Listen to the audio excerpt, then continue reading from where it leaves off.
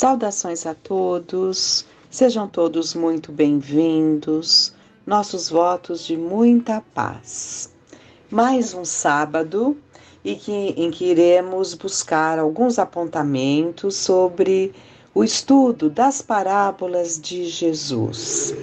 E hoje nós traremos apontamentos do Severino Celestino da Silva, um grande estudioso dos evangelhos, inclusive da Bíblia no seu todo, né? Ele tem um conhecimento profundo do Antigo Testamento, e ele nos traz, né, uma visão judaico-cristã espírita bastante interessante por ele ter esses conhecimentos, né, mais profundos, por ter tido uma outra religião e despertado para o espiritismo em determinado tempo da sua vida, pelas situações mediúnicas que ocorriam, e ele foi se inteirando e abriu-se, né, o leque para ele, essa visão para ele da doutrina espírita, né?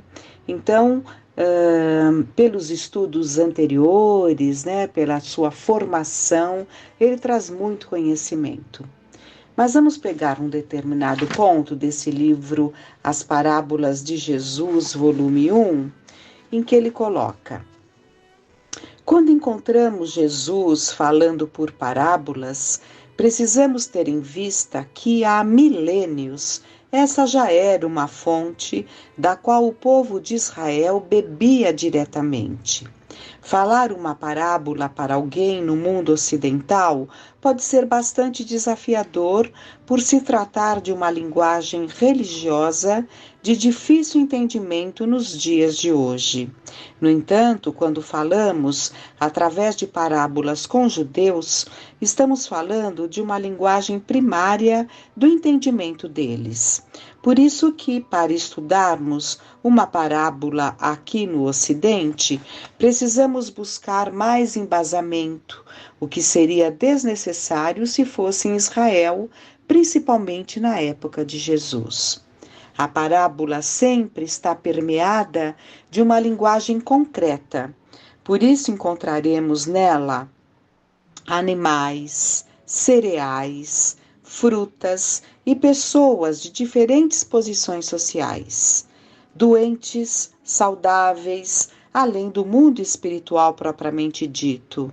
Tudo isso ilustrando um cenário e instigando o leitor ou ouvinte. No Evangelho, ouvimos falar muito sobre o código da lei judaica, a Halachá, que é extremamente interessante. Ela foi fundamental para a evolução do direito civil no mundo como um todo. Emmanuel, por exemplo, nos diz que os 10 mandamentos representam a base de toda a justiça.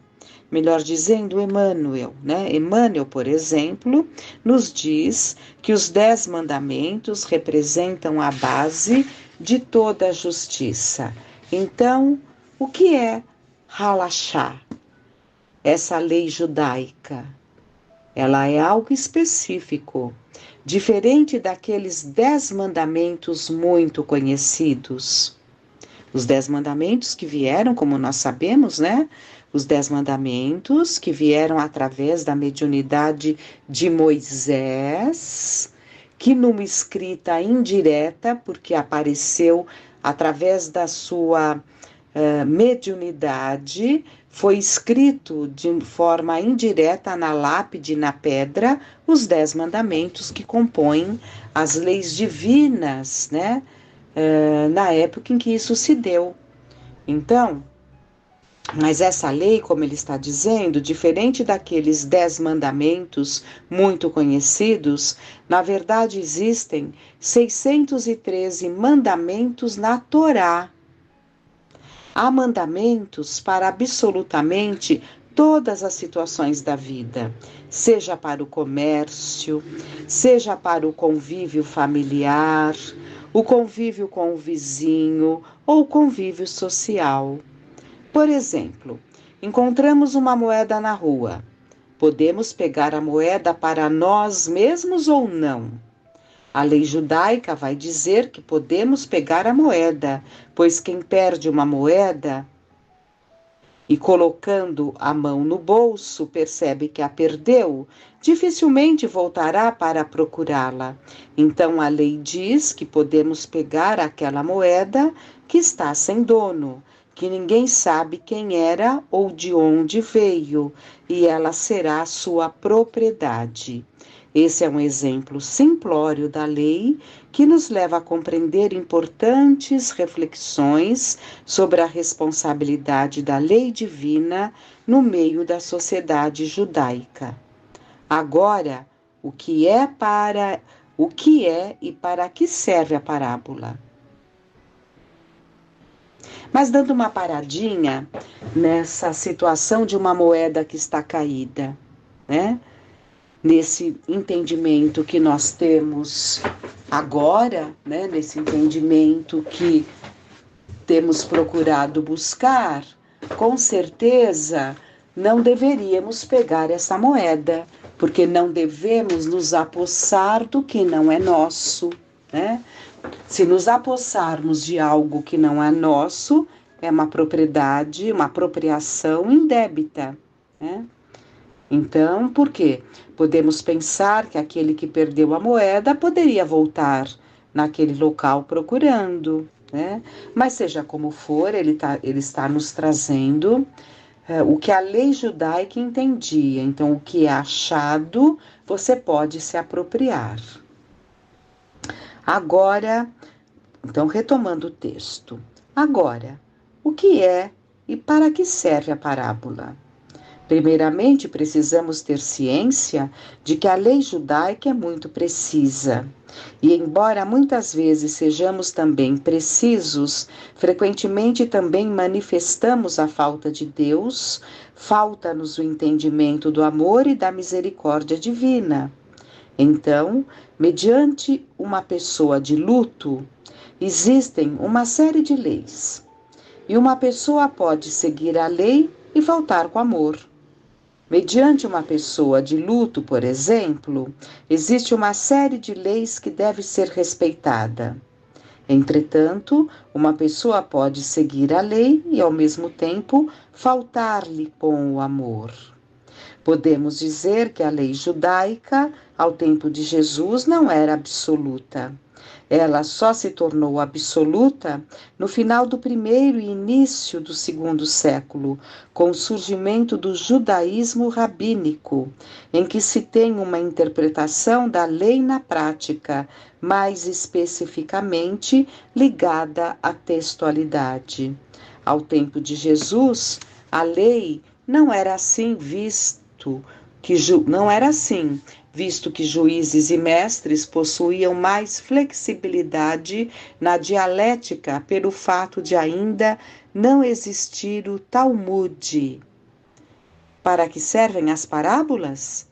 Para que não falte a ninguém o amor, a misericórdia e o entendimento do plano espiritual e de Deus na aplicação da lei. E por que precisamos desses elementos? Se a lei é praticada por si só, sem a intenção, que em hebraico é chamado de kavaná, do amor e da realização do bem, podemos nos tornar hipócritas, da mesma forma como muitas vezes nos referimos a um fariseu. Deste modo, a parábola serve para trazer uma abstração com elementos concretos e, a partir desses elementos, podemos discernir uma ideia divina, que é uma ideia de amor e que ilustra o divino. Como a ideia do amor, a ideia de Deus, é também abstrata, por mais que tentemos descrevê-los em palavras, nunca será possível definir o que é amor, o que é Deus. Nunca conseguiremos explicar objetivamente o amor de Deus por meio de uma parábola. mas através de uma delas podemos ilustrar um ensinamento e dar asas à inteligência e à imaginação para ampliarmos e aperfeiçoarmos o entendimento de Deus. A parábola, todavia, abre margem para a interpretação de um significado decorrente do nível espiritual em que nos encontramos no momento, para mais tarde, em sua releitura, caminharmos em direção a um novo entendimento. Isso já havíamos comentado, né? A parábola estará sempre ali nas nossas mentes, nessa nossa história, né? Nessa nossa memória individual, coletiva, e conforme formos ali passando pelas experiências reencarnatórias, a cada situação teremos um entendimento mais ampliado.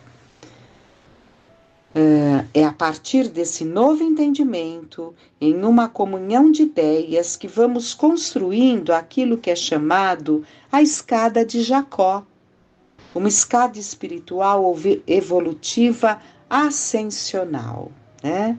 Então, é essa escada que segue para o alto, simbolicamente falando. Ao lermos uma parábola de Jesus, podemos encontrar seus ensinamentos envolvendo a família, a sociedade e os costumes judaicos. Por exemplo, na palavra do filho pródigo, quando o filho retorna, não existe a presença de uma mulher. Porque o papel da mulher no judaísmo é diferente do papel do homem. Na família judaica, quem recebe uma visita é o dono da casa. Então, por isso que é importante esse conhecimento do contexto em que as parábolas se deram, né? Quem recebe a visita é o homem. Na família judaica, então, quem recebe uma visita é o dono da casa. Isso não significa que a mulher seja inferior, mas que ela detém papéis específicos na família. Da mesma forma que os homens, as mulheres, também possuem suas atribuições e seus limites. Se esta parábola se passasse, por exemplo, no Nordeste do Brasil, com o rapaz retornando com fome, da mesma forma, seria a mulher que iria correr para acolher o filho, dizendo: meu querido está sofrendo com fome, com sede, não cortou o cabelo, precisa de um banho, etc. Essa, a parábola do filho pródigo, é uma parábola puramente judaica, na qual se relata um episódio ocorrido em uma família judaica no Oriente Médio. Então, antes de questionarmos o motivo de Jesus não ter colocado uma mulher naquela história, temos que entender que ele estava falando para judeus. Então, essa contextualização está sendo muito importante para nós compreendermos, né? Ele estava falando com judeus. Quando ele constrói a primeira parábola, que é a parábola do semeador, que nós já vimos, ele enfatiza a semente, mas não enfatiza nem coloca o agricultor, que é o que dá importância à parábola, muito embora não exista agricultura sem semente. O conhecimento que ele coloca ali, de 100 por 1, 60 por 1 e 30 por 1, vem todo lá de trás do judaísmo, como será visto mais à frente.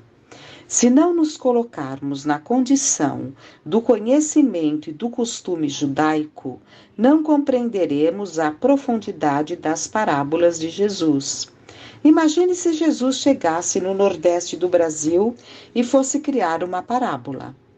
Ela provavelmente seria sobre uma dona de casa imprudente, cujo marido saiu para trabalhar.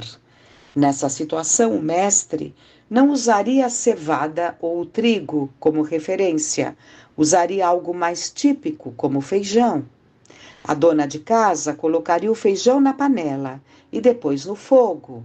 Colocaria nele o tempero, a água e o sal e se sentaria, pegando o celular e entrando no WhatsApp. Depois de um certo tempo, distraída, sentiria um cheiro de queimado e, quando percebesse, a comida já estaria queimada pela imprudência da invigilância. Essa teria que ser uma parábola atual, de acordo com o contexto em que vivemos agora, e por isso Jesus teria que colocar algo desta natureza. Por outro lado, se ele contasse a história da dona de casa nordestina naquela época, ninguém entenderia nada. Sabendo disso, percebemos a atualidade das suas palavras em qualquer história, pois seu propósito é o de enfatizar a lei divina que é eterna. Mesmo depois de 2000 anos, elas ainda concernem a todos nós.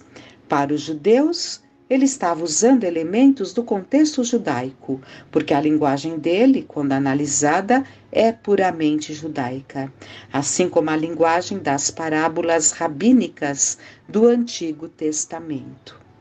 Antes de partirmos para uma parábola judaica que ilustra muito bem a linguagem da qual falamos, vamos chamar a atenção para um ponto importante e explicá-lo com o auxílio da doutrina espírita.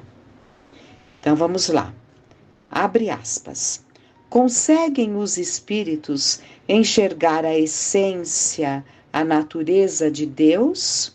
É a pergunta número 10 de O Livro dos Espíritos, a qual os espíritos respondem que não, pois lhes faltam os sentidos. Então, Kardec pergunta na questão 10, sobre a natureza de Deus, e eles dizem que nos faltam os sentidos.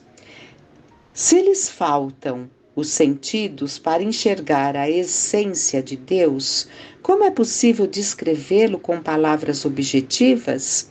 Tudo o que podemos dizer ainda estará limitando o Criador. Toda e qualquer explicação que possamos dar sobre o entendimento da lei do amor ainda estará distante da inteligência e do amor supremo de Deus.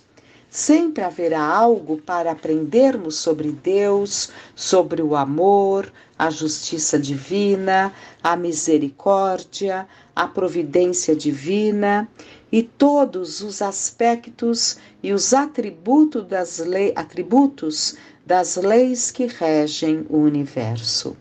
A parábola é um modo de desafiar o intelecto e a condição individual para conseguirmos entender esses aspectos divinos, sem que estejam delimitados a paradigmas terrenos. Nas obras codificadas por Kardec, também contemplamos um método pedagógico, quando ele nos apresenta a escala espírita, da questão 100 a 113 no Livro dos Espíritos, por exemplo. Ele está quase construindo uma parábola, mas dentro de uma linguagem mais teosófica e atualizada para o conhecimento pós-iluminista do mundo, que é um conhecimento mais positivista.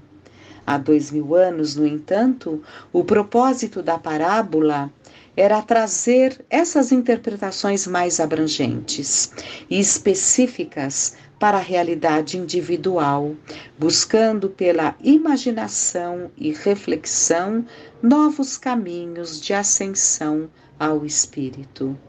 Aqui há duas questões básicas que envolvem o universo ao qual temos acesso.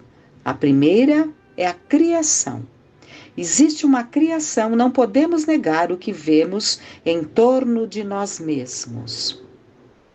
E se eu penso, logo existo, dito lá por Descartes, se eu penso, logo existo, e se eu penso, logo existo. E também existe um processo, uma lei universal invisível que ninguém pode questionar. Ainda que possamos negar que essa lei provém de Deus, não podemos negar a inteligência por trás da lei que rege tudo isso. Além da criação, que é algo ao qual ainda não temos acesso total, existe a revelação. Moisés, quando começa a narrar a criação do Gênesis, começa também a revelar segredos, já que ali não havia testemunha, né?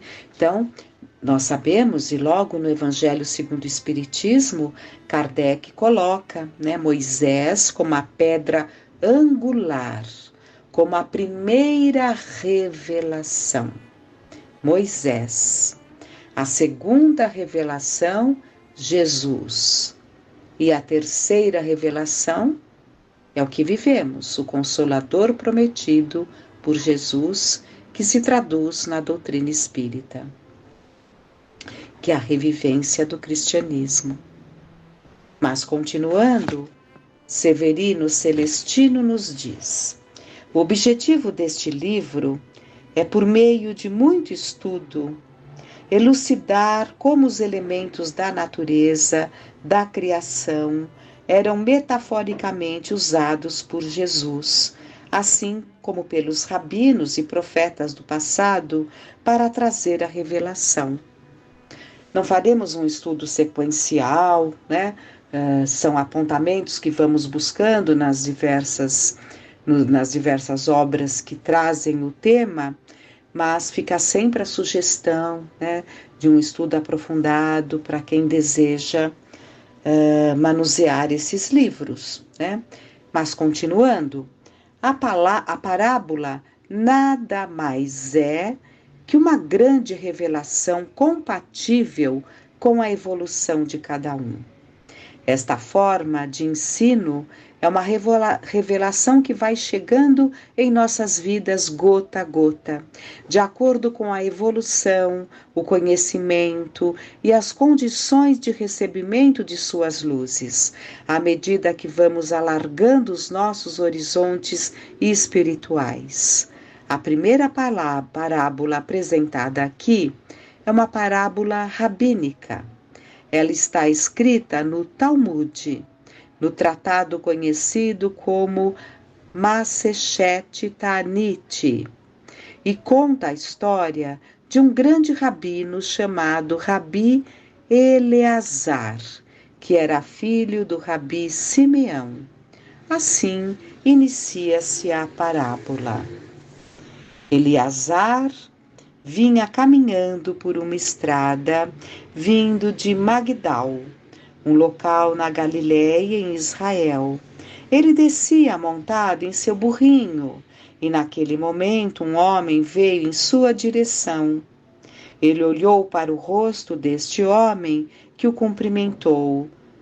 Shalom Aleichem, que a paz esteja convosco. Ele era um sábio, um grande estudioso da Torá. E ao ver este homem o cumprimentando, ele pensou: este homem é muito feio. Ele é a pessoa mais horrível que eu já vi na minha vida. E em vez de responder seu cumprimento, ele disse: de onde você vem? Todas essas pessoas são tão feias quanto você? De onde você vem? As pessoas são tão feias quanto você? E aquele homem feio falou: eu não sei. Vá até o artesão, o criador desse cli, e pergunte para ele se todos são feios, de onde ele vem.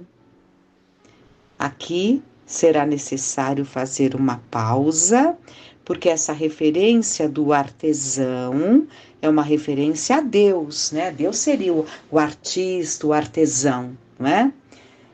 O grande arquiteto, não é isso? Então, essa referência, o Severino está nos dizendo, é uma referência a Deus. Quando ele está falando de cli, recipiente em português cli quer dizer recipiente na língua de hoje, não faz muito sentido para o leitor. Contudo, Emmanuel usa essas palavras no prefácio do livro Ave Cristo. Isso faz parte do conhecimento judaico. Dentro do Talmud, o tempo todo se fala de cli, recipiente. Toda a bênção dos céus exige um recipiente no plano físico, para que, como a chuva, ela possa ser armazenada e não se perca na natureza. Portanto, o cli, o recipiente, é o corpo físico. E o que leva o corpo físico? Um espírito. E quem fez o espírito? Deus. E quem é a inteligência suprema? Quem é misericordioso? Deus. Então, quando o homem feio responde isso para o grande mestre da Torá, ele se demonstra extremamente sábio e mostra como esse mestre da Torá está equivocado.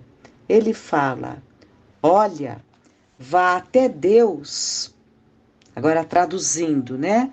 Vá até Deus e pergunte sobre o lugar de onde eu venho. E se ele não tem as suas razões para que eu seja assim. Se você está olhando o meu recipiente exterior, é porque você ainda não desenvolveu a habilidade de enxergar o meu espírito, a minha essência divina, a imagem e semelhança de Deus. Então esse homem e o grande mestre da Torá seguiram pela mesma estrada e chegaram em uma cidade logo mais à frente. Quando eles chegaram nesta cidade, as pessoas viram esse grande rabino e o chamaram de mestre, professor de todos os nomes. O homem feio perguntou: mas a quem vocês chamam de mestre? Ele, o grande professor, o grande rabino. Se ele é um mestre em Israel, espero que não haja outros mestres como ele.